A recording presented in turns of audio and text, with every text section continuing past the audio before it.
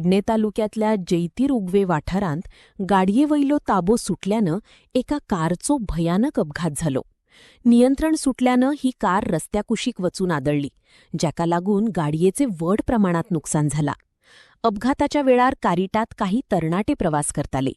गाडयेची पाचड पट्टी झाली असली तरी सुदैवानं या अपघातांत कोणाकूच दुखापत जावंक ना आणि सगळे जण बालबाल बचेले.